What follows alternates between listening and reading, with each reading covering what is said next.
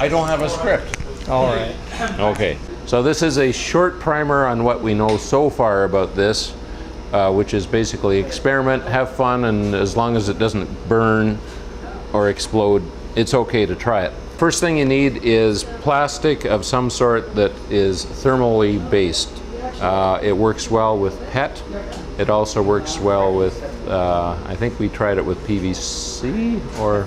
I think we did a lot of polystyrene. Polystyrene works very well. Yeah, so PET is almost idiot-proof in about the 32nd or 16th inch thickness. Polystyrene can go a bit thicker. It's also almost idiot-proof. And then there's things that we're trying as well, such as flexible, cheap shelf liner from Dollarama. There's also flatter stuff like this that you could get at IKEA, and we've tried some vinyl shower curtain and it's a little bit too wimpy. Basic idea, vinyls seem to work, and I'd try anything as long, just put it on, see if it works. As to the process, the overall system, you have a platform that goes up and down. You have a aperture here, which is basically it holds the plastic, and it also acts as the vacuum seal. So everything depends on this aperture at this level to make sure it works. And we have a clamp that holds the plastic in place, like this. And we have what really is a very good pizza toaster that comes across, and when the plastic's in place, you toast the plastic. What we've learned is you can look at the temperature of the plastic, and that gives you some idea, but the real proof is to look at the plastic and see how far it's drooped. And when it's drooped about half of the way down to whatever you're trying to form, you've drooped far enough. These dials are core temperature, then a ring on the outside and the very outside. And depending what you're cooking, you may, if you're just doing small internal forms, maybe you just want to heat them inside. If you're doing a bike helmet like we're going to try, maybe you actually heat the outside the most because it's doing the most stretch. Is there a master on-off, or is it just all by the dials? It's just by the dials, or plugging it in. It's not 120, it's 220, and in our shop here, you use the big heavy extension cord, and you go over to the same thing as runs the, I think, the laser. So, and plug it in. It won't plug in anywhere else. You heat everything up, and then when it's nice and hot, you simultaneously raise the work that you've put on here, that you have to put in before you put the plastic on. You raise it up and you turn on the vacuum. And if you have the right temperature and the right speed, you'll get it to suck. Once it's all formed, then you can reverse the pump and it will blow the plastic off. So that's useful if you're doing stuff like PET where it's hard and it wants to form around it.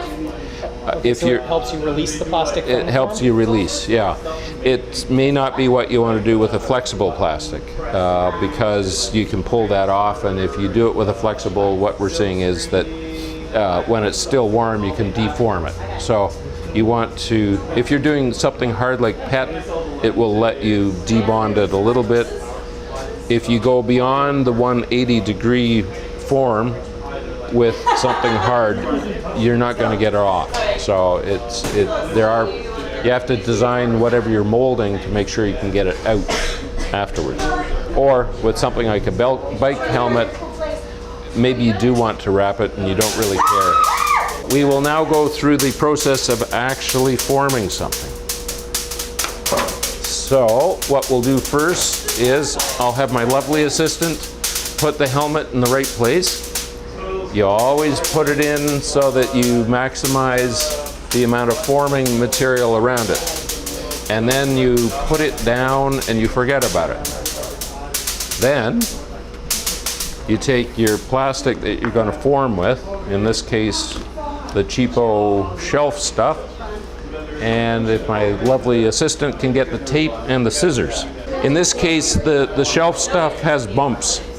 You want to have it on the upside so that the seal, the air seal on the bottom, is as good as it can be. And I guess if you're getting fancy, you might want to orient the pattern to suit whatever you're forming. You tape the perimeter and you hope it seals. There is a mechanical seal as well from pressure, but it's a little bit hot over there and it just doesn't seem to want to stick. So if you're doing it, bring your own tape because you'll go through a bunch of tape. Bring your own media. Expect to make at least 50% mistakes on your first day. So bring lots of media.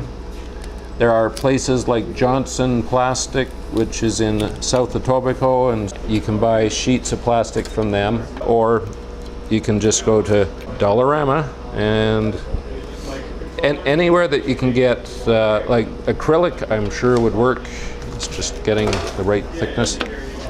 Okay, so I've just trimmed it off and we'll seal it all shut. Meanwhile, of course, the heater has been heating. It's all nice and warm in the background. Preheating is useful because then you can at least predict what your timing will be after you mess up the first 2 or 3 tries. So you'll get an idea. But if you're just going from cold, you'll have no idea of it, no way to repeat whatever you just did.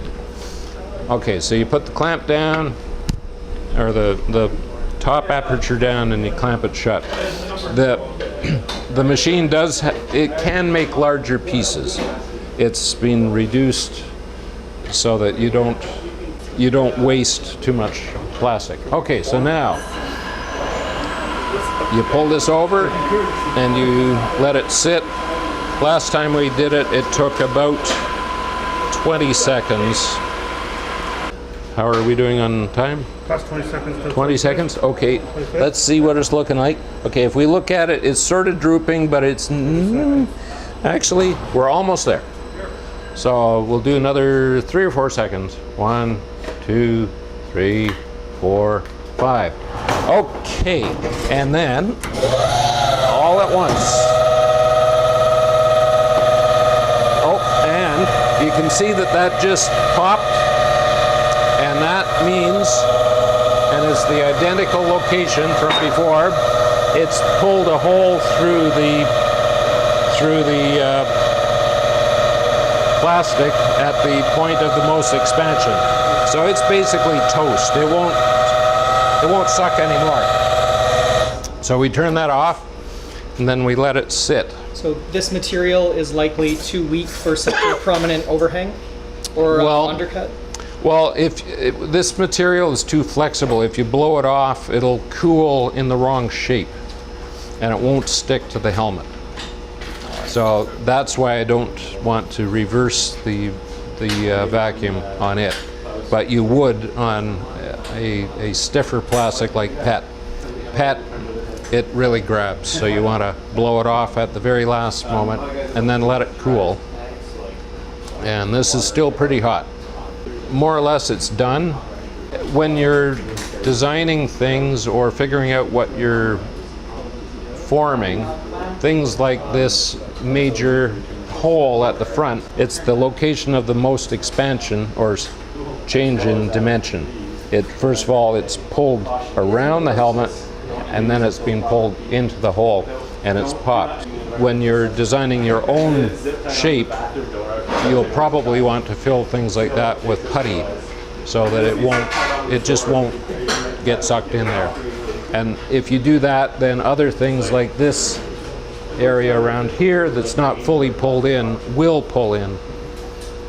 And in this case, to get a good forming of it, we probably should put the helmet on a short pedestal and then the plastic would fully pull in underneath it. So that's basically it. Once it's done, then you take off the clamps.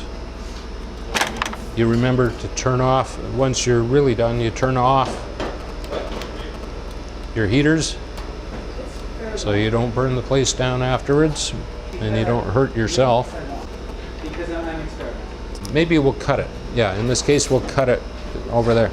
Our experience is when it's this type of thing, you cut it in place, it stays on. If you try to take the whole thing off, you're likely to misalign it. And I think if you were doing it on a bike helmet, you'd probably want to leave it put. If you had raised it up, it would have sucked in underneath and you'd have a very nice trim. You can see the points of the greatest expanse where it's pulled around and then pulled in, and it's just got too thin. So in the future, what you'd do is you would, on the second time, you'd put some plasticine in these locations and you'd know that it couldn't do that. And that's about it. Basically, experiment, have fun, try to make mistakes, see what you can do, and get us all excited about it. That's about it. Nice. Awesome. Thank you. Thank you.